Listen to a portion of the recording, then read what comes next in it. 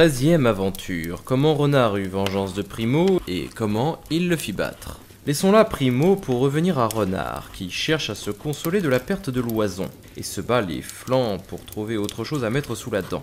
Mais quand après avoir assez couru, il vit que le bois ne lui offrait pas grande chance de butin, il reprit le sentier qui conduisait au chemin de la foire, et regagnant les abords de la grande route, il résolut d'y attendre quelques aventures. Il n'était pas au guet depuis longtemps quand il entendit venir une lourde charrette. C'étaient des marchands de poissons qui conduisaient à la foire une provision de tanches et de harengs. Renard, loin de s'effrayer de leur approche, se vautre dans la terre humide, s'étend en travers du chemin, la queue roide, la pelisse toute blanchie de fange. Il se place, jambes en l'air, dents serrées, bas lèvres rentrées, langue tirée et les yeux fermés. Les marchands en passant ne manquent pas de l'apercevoir. « Oh, regardez, dit le premier, par ma foi, c'est un goupil. Belle occasion de payer avec sa peau l'écho de la nuit. Elle est vraiment belle, on en ferait une bonne garniture de surcot. Je ne la donnerais pas pour 4 livres. Mais, dit un autre, elle les vaut, et mieux encore. Il ne faut que regarder la gorge, voyez comme elle est blanche. Or, mettons-le dans la voiture, et dès que nous serons arrivés, nous lui ôterons ce manteau qui doit lui tenir trop chaud. Cela dit, on le lève, on le jette sur la charrette, on l'étend au-dessus d'un grand panier, on le recouvre de la banne, puis on se remet en route. Ce panier contenait pour le moins 1 millier de harengs frais. Renard, que les marchands ne surveillaient guère, commence par en savourer une douzaine, puis la faim cesse et la satiété arrive. C'est le moment de penser à s'échapper. Et comme tout en dévorant, il n'oubliait pas la félonie de Primo, il avise un expédient qui va lui fournir un excellent moyen de vengeance. Il prend entre ses dents un des plus beaux harengs, joint les pieds, fait un saut et le voilà sur le pré. Mais avant de s'éloigner, il ne peut se tenir de gaber un peu les marchands. Bon voyage, les vilains. Je n'ai plus affaire de vous et je vous engage à ne pas compter sur ma pause pour votre écho. Vos harengs sont très bons, je n'en regrette pas le prix. À vous le reste, sauf celui-ci que j'emporte pour la fin prochaine. Dieu vous garde, les vilains. Cela dit, Renard joue des jambes, et les marchands de se regarder confus, ils le huent, ils le menacent, peine perdue.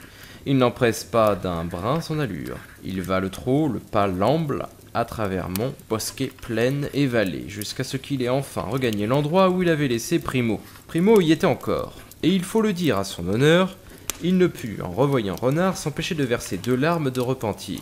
Il se lève même, va de quelques pas à sa rencontre, et quand il se trouve à la portée, il le salue d'un air contrit. Pour Renard, il fait semblant de ne pas le voir. « Bon compagnon, dit Primo, de grâce ne me tenez pas à rigueur, j'ai failli, je le reconnais, mais je vous offre satisfaction. Laquelle voulez-vous » ? « Primo, répondit Renard, au moins pourriez-vous bien vous dispenser de railler. Si vous avez mangé seul le morceau que nous avions gagné de commun, c'est un trait de gloutonnerie qui doit vous suffire, sans que vous ayez besoin d'alléguer de méchantes excuses. Les occasions de vous amender ne manqueront pas, si vous les cherchez. Ah, Renard, je dis la vérité. Oui, je ressens un profond regret de vous avoir fait tort. Apprenez que je n'en ai de rien profité. Je me disposais à manger notre oison, quand tout à coup, voilà Mouflard qui fonce sur moi et le happe, sans me laisser le temps de le retenir. Le vilain l'a dit avec raison, entre la bouche et la cuillère, il y a souvent un grand encombre. J'essayais d'attendrir le vautour, peine perdue.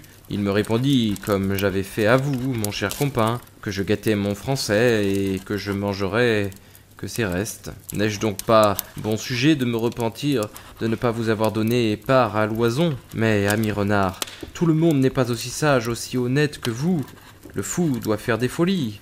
Heureux s'il a, comme moi, le repentir et la résolution de mieux agir une autre fois. Demeurons bons amis, croyez-moi, et ne parlons plus de ce qui est passé. Eh bien soit, dit Renard, j'oublie tout, puisque vous le désirez, mais je voudrais que votre foi fût engagée. Promettez de me tenir loyauté, et je m'engagerai de même envers vous. Tous deux alors tendirent les mains en signe d'alliance, mais Primo seul était en résolution de tenir parole. Cependant, Primo n'avait pas cessé d'être à jeûne, et, apercevant le hareng que Renard avait apporté, « Que tiens-tu là, compagnon » dit-il. « C'est un hareng. Un simple hareng. Je viens d'en manger tant que j'ai voulu, dans une charrette qui se rendait à la foire. »« Ah, compagnon, reprit Primo, tu sais que depuis hier matin je n'ai rien mangé. Voudrais-tu bien me donner ce poisson ?»« Très volontiers, dit Renard, le voici. » Primo l'eut en un instant dévoré. « Ah, le bon hareng, pourquoi n'est-il mieux accompagné ?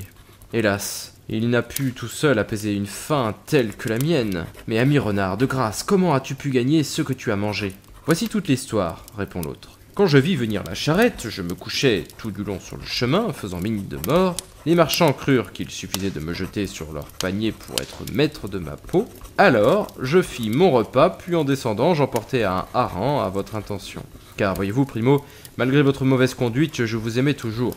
Mais maintenant j'y pense, il ne tiendrait qu'à vous d'avoir la même aubaine. Seulement, il faudrait courir après la charrette avant qu'elle n'arrivât à la foire. Vous savez, comme j'ai fait. Par Saint-Leu, dit Primo, tu es d'excellents conseils.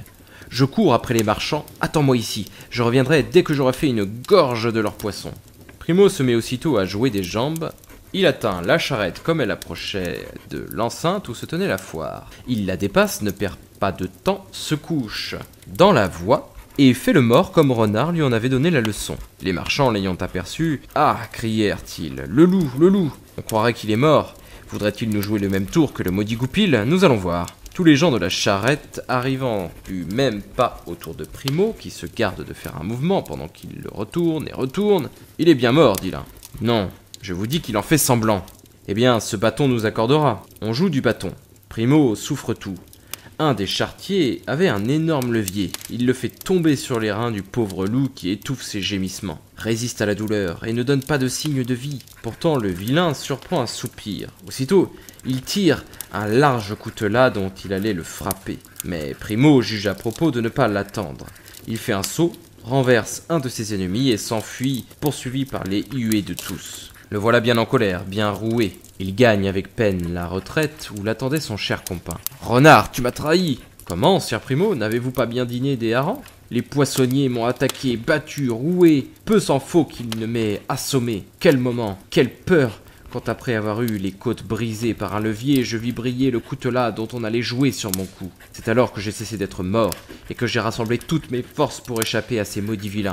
Ah, les vilains, reprit alors Renard en retenant une grande envie de rire. De vrais démons dont il ne faut pas même parler, tant on aurait de mal à en dire. Le vilain n'a pas d'amis, il n'a pitié de personne. En tout cas, remercions bien Dieu de vous avoir sauvé la vie. Reposez-vous, puis nous irons voir si nous pouvons ailleurs trouver à manger, car vous avez bien faim, n'est-ce pas? Hélas, oui, répond Primo, qui ne voyait pas Renard lui faire une lippe de toute la longueur de sa langue. Je ne sais de quoi je souffre le plus, de la faim ou des coups que j'ai reçus. Les deux amis s'étendent alors sur l'herbe fraîche, Primo en grommelant contre les vilains, Renard en prenant gaiement le temps, la tête enroulée dans ses pattes. C'est ainsi qu'il se laisse aller au sommeil du juste que ne trouble aucun regret et dont tous les vœux sont remplis.